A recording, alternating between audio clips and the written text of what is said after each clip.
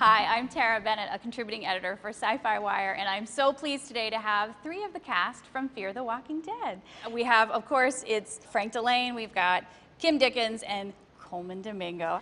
So 3 years into it now, I know that Dave Erickson, your EP for this year, he doesn't like to share a whole lot, but when you're coming into this year and there's these major changes in the storyline, how did he either prep you guys or tee up anything that you guys need to prepare for with your characters this year?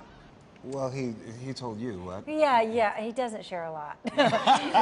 He gives us an idea, no, but my phone call with Dave before the season started was just warned me to just prepare to go darker quickly.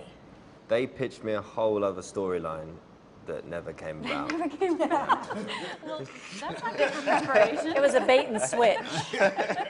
The week like, before "Where's the filming, script it with was like a this?" different thing, so yeah.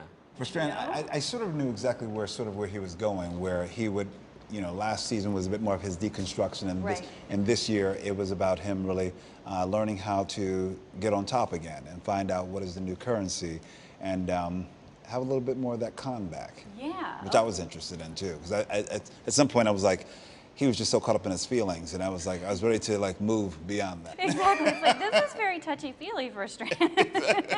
He's like hugging kittens and things. Exactly. No. So we start this season in a new compound with a new threat, and especially for the family unit, I thought it was really interesting that it's kind of a bookended episode. For episode 1, you're all together, you get separated, and then you come back together again. But each of those little separations in this episode really seem to kind of show where your characters are now. Little missions of where exactly Madison is and where Nick is. When you look at Nick and Lucy, as he's trying to protect her, where do you see him as he's starting this season? Has he changed a little bit? I mean, he's definitely in a protective stance, but there's still Nick there, the impatience and the frustration. So I think after Travis, that Nick takes on a slightly more responsible role and more of a bit more responsible and perhaps a little less selfish.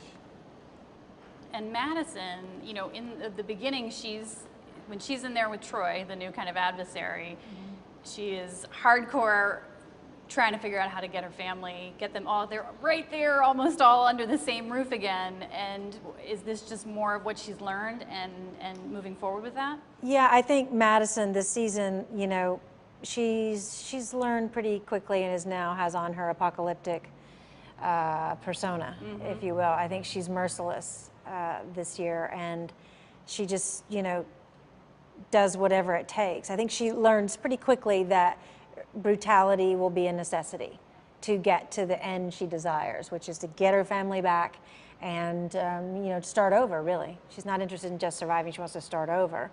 But I love that sequence with the new character Troy, played by Daniel Sharman. I love that all Madison had to work with really was a tea set, and that somehow she was able to use that as a weapon and bring this 6-foot-something guy to his knees. And then, it's not just for the viciousness or the cleverness of the storytelling. That was really fun. It was a long sequence to do, but just where we went with that when we traveled out into the barracks, and then Madison became surrounded, and then, like you were saying to me today, it's like, and finally Madison is just brought to her knees, just begging for her family. Yes. It's a means to an end. That's what she did.